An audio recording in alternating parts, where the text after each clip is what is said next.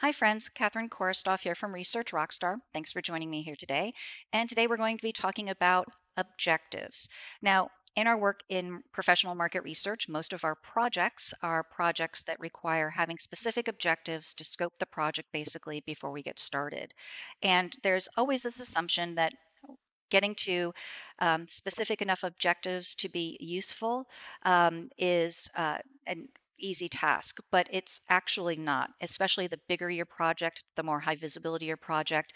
Actually getting to a point where you have an objective statement that has buy-in from your colleagues, clients, stakeholders, whoever's part of your project can actually often be an iterative process. Maybe the initial objective that was brought to you was quite good, but it may not be specific enough. And this is something that a lot of people who are new to research are sometimes surprised at, that in order for us to have a good objective, it has to be specific enough that we can make some operational decisions. Because in market research, whether you're doing surveys or focus groups or in-depth interviews or social media research, whatever you're doing, you need everybody who's on that team to have a shared vision about what they're going to get at the end. And you also want to make sure that you're getting specific enough information that you're going to be able to take actions throughout the process. You're going to be writing a discussion guide or a survey or some other research instrument. You're probably going to be acquiring or managing a sample source to make sure you're collecting data from the right populations. There's specific things that you need to know in order to make those decisions. So that's what we want to talk about. So if we think about work that we've done in professional market research, I'm sure we've all been in the place of sometimes we're doing a project and we realize that, the objective I was given for this project may need a little bit of work. I might need to be a little consultative with my client or my team to help us get it to a level where it really is good. That raises the question, what makes a market research objective good? What's the criteria for evaluating market research objectives? Now, there are definitely different ways of defining what should be a good objective. In my experience, having been in the market research business for a very long time and also working with our instructors here at Research Rockstar, we've come up with what we consider to be the most important elements of having a useful, actionable market research objective so that we can make sure that we are going to have that successful project that's going to be perceived as having, at the end of the day, a positive return on investment. So what we have to do is we have to use this model in order to assess objectives that are being presented to us so that we can decide, hey, I've got a way of objectively assessing my objectives, and now I can say whether or not this is likely to be an adequate objective or whether I'm going to have to proceed to step two after assessment to step two, which would be to facilitate improvement. Am I going to have to take an active role in helping my team, my colleagues, my stakeholders, my clients get to an objective statement that we can document and that we all agree is aligned with what the business decision makers need and is also specific enough for us to make the operational decisions we're going to have to make in order to execute the research with excellence. And so the model that we use here at Research Rockstar specifies four parts of a good objective, if you will. And this is also documented. I'm going to show you an example in just a second. Those of you who are Research Rockstar students, you have a more detailed version of this in the Market Research 101 course on the training portal. But we seek to identify objectives that are going to be specific enough to, again, bridge that gap between what the business decision makers need in order to make their business decisions with confidence, right? They're trying to be customer centric, they're trying to be data driven. So what do they need? And then how do we make sure that it's specific enough that we are going to be able to write an instrument, order sample, et cetera, et cetera. So the first one is about being outcome centric. We want to know how the research is actually going to be used. What are the specific business decisions that are going to be made? What types of strategies are going to be informed? Maybe even who within an organization is actually going to be using it. Is this data going to be for the product development team or the brand management team or something else? So we want to have something in the objective that speaks to the outcome. What is the ultimate value of this research? What's the action that people are going to be able to take with it? We also prefer an objective that tells us something about the population of interest. Now, I know this might sound like it's really obvious, but it's not. You do often have cases where people make assumptions about what the population is going to be for a study. And that might be something as egregious as some people assuming it's a US only study and other people assuming it's a multinational study. But the population of interest could also be about specific target markets. Is this going to be research with your customers? Okay, which ones? The current ones, the lost ones, the future ones from specific geographic areas. So we do have to make sure that nobody's making assumptions about those things. We want to make sure that we have those conversations.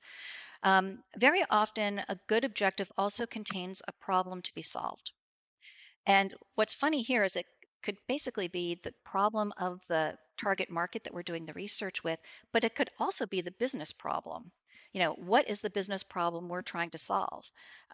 Maybe we're having a hard time rising above competitive noise in one of our product categories, and we're looking for messaging that's going to help us rise above the noise. We want to better resonate with our target market. That might be a problem the business is trying to solve, but we also might be able to articulate the problem to be solved as the problem the target market is trying to solve. And so I'll show you an example of that. But it really could be a problem then of the brand or the company or the problem of the customer. But when we talk about things in terms of problems or challenges, it often helps us to get to a point where we're being fine tuned enough to be useful, as opposed to having a big, broad topic. The other thing is, when possible, and this won't always apply, do we have a hypothesis included in our objective statement? Now, in market research, we often would say that we won't have a hypothesis, or if we're at the point where we have hypotheses that we feel good about, like we really think this is a reasonable hypothesis. We think this might be true about a target market. When we get to that point, a lot of times we assume that means we're ready to do survey research. But by the way, it doesn't. It often means survey research, but it could also mean that we need to explore something further before we move on to any kind of quantification. So having a hypothesis doesn't necessarily default to it being quantitative versus qualitative research. It tends to push us more in the survey direction, but not necessarily. But in either case, if we have a hypothesis in our objective statement, again, that if we are getting to the point where we can state something in the form of a hypothesis, we have a hypothesis that brand loyalty in the XYZ category is diminishing, and now sales are more driven by it's becoming a commodity. It's more driven just by price. So anytime we can specify a hypothesis, it's probably going to be specific and specific enough to help us scope what we're trying to accomplish. So if we do that assessment and we feel good about our objectives, we should be able to document it and get buy-in from our team. And many times in professional research, your team might include 6 or 7 people, right? So we have to, or even more in some cases, excuse me. But we do want to get it documented. We want everybody to have buy-in.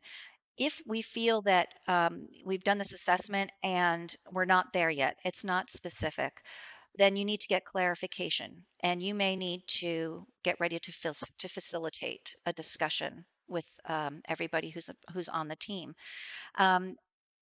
One of the things you're going to have to do is make sure that you have written the proposed working objective down in a way that everybody can easily read it, think about it, digest it. And then you are typically going to go through 2 or 3 iterations. It's not uncommon to go through 2 or 3 iterations before everybody gets close. Now, sometimes what happens is as soon as you document the written objective that you want to improve, and maybe you make a couple of suggestions, people might just immediately all come back and say, yes, you're absolutely right. Your clarification is right on the money. That's exactly what we need to do. If it's not quite there yet, then you will have to escalate and do a little bit of facilitation.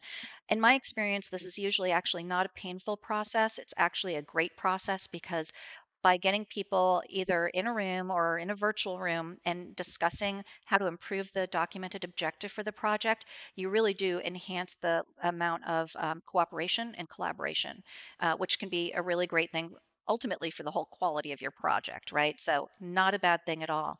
But sometimes you have to get that conversation started. So here's some questions that you might find useful. When you're facilitating this meeting, you might have to ask the group, can we just revisit what are the specific business decisions that this research is going to help with? Or what specific strategies is this research meant to inform? By asking an open-ended question like that, you'll help a conversation get started. If they can't answer that, then there's probably a lot of work that needs to happen. But hopefully, once you state it as specifically, asking for this level of specificity, making sure everybody does agree on this part, usually that's a huge step, and that's going to really help the rest of it go very well. Um, if that doesn't do the trick, a couple of other options that you can try that have worked really well for me is sometimes I will say to people, well, what are we ultimately trying to do here? Are we trying to discover something about this target market, or are we trying to measure something about the target market? And asking it that way, I find, is often a really good conversation starter because it gets people discussing amongst themselves really what kind of information they need. Sometimes I'll also say, hey, if I hear evidence of this, I'll say, are we really just looking to confirm a hypothesis? And that can be a great thing. I mean, if they really truly do have a specific hypothesis and the purpose of this project is to confirm a hypothesis, then that's a much easier type of project typically to design and execute if we're at that point. And then sometimes I've used this one to get a conversation going, asking the group, are we looking at finding a causal relationship here? Are we looking to figure out what is leading to this? Perhaps we've got lower than expected sales for a new product category in a new product category we're in. Um, we are trying to figure out which of these potential issues or factors are actually driving this unfortunate result. So we're looking for a causal relationship. And if we can state it that way, again, that gets to a specific type of conversation.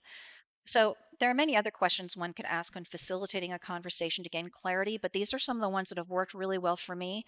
And actually, again, in my experience, asking them about to revisit what is the actual use. Again, getting back to being outcome centric. What is it that we're actually going to use with this research for? Usually does the trick in my experience. So let's take a look at a quick example. Let's say somebody has given us an objective to say, our research objective is to prioritize potential product improvements for our virtual reality headsets. Okay, that's a good, reasonable research objective. Clearly, we have some ideas about potential product improvements for our virtual reality headsets, and we want to prioritize them. But there's a lot of information here that we don't have to meet our goals. We know something about wanting to identify product improvements. That's great, but it's actually not completely outcome centric. For what purposes? There are different reasons I might be looking to do this. Am I looking to make shorter term decisions or longer term decisions? With what population? Is this of importance? Is this in general supposed to be informed by the broader target market or something else? So again, we don't want to make those assumptions. So here's the after version. So we would go from our research objective is to prioritize potential product improvements for our virtual reality headsets to our research objective is to prioritize potential product improvements for our virtual reality headsets based on the needs of our segment 1 and 2 customers so that we can inform the 3-year product roadmap. Now, I know what you might be thinking. You might be saying that doesn't seem like a huge difference. It's really not, but there are some components here that have been specified. So we now know what the population of interest is. It's not the market in general. It's really specifically about our segment 1 and segment 2 customers. We've made a decision that for this exercise, these are the segments that are of interest to us. And that's a totally legitimate choice for a company to make. Sometimes organizations are competing in many product categories or in specific product categories in which they are competing. They might say, we're taking a differentiated position.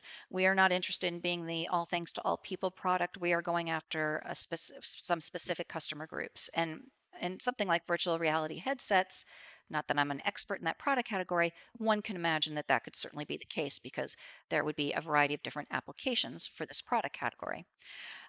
So we find out in the after version of the objective what the population of interest is. And we also have made it outcome centric. We want to inform the 3-year product roadmap. That's really important because that is a longer time range of how we want to inform things. If I'm looking to make a decision because we're looking to prioritize something for the next 12 months, or maybe it's some other time frame, that's going to have an impact on the types of questions that we ask, and the kind of data ultimately we're going to need. For example, one of the things that you can't do very well in market research is ask people what they're going to be buying 3 years from now. We know from research on research that it's very hard for consumers to predict their future behaviors in many categories. There's some categories where they can, right? When we're talking about certain CPG categories, et cetera, that are, just these huge categories, then you can count on a certain amount of historical data to help you understand the future data, and people can reliably predict certain behaviors. But in many product categories, they really can't. And so, if we were to just say, "Hey, what do you want in 3 years?" Obviously that's not going to work. So we have other techniques that we use. But knowing that the goal is to inform a 3-year product roadmap is going to give me a very different approach than if I'm trying to inform decisions for the next 12 months. So again, this gives us an example of what we need for the objective to be specific. Now, there were no hypotheses here, and that's fine. In this particular case, there were no hypotheses that we wanted to test. So we had 3 out of the 4 criteria. It's outcome centric. We know the population. We know the problem to be solved, which is our problem. We need to prioritize potential product improvements. That's a problem we as the company need to solve. And we didn't have, in this case, a hypothesis, and that's fine. Let's imagine we just made one change. Maybe instead of segment one and segment 2 customers, it was our global target market. That would actually have different implications for the operational decisions I have to make as the market researcher in this case. So even just by changing that one element of the objective, you can see it has implications. If everything is the same except I'm going after 2 segments, I'm going to make some specific decisions. If instead of it being just those 2 segments, it's actually my global target market, there are going to be some other types of decisions that are going to be made, both in terms of instrument content as well as obviously the sampling strategy. So I hope that was a good demonstration of how we need to make sure research objectives need to be good, that we have a model by which you can use to assess whether or not your research objectives are good, again, by being outcome centric, specifying something about the population of interest, stating the problem to be solved, whether it's the company's problem or the target market's problem to be solved, and if available, a hypothesis.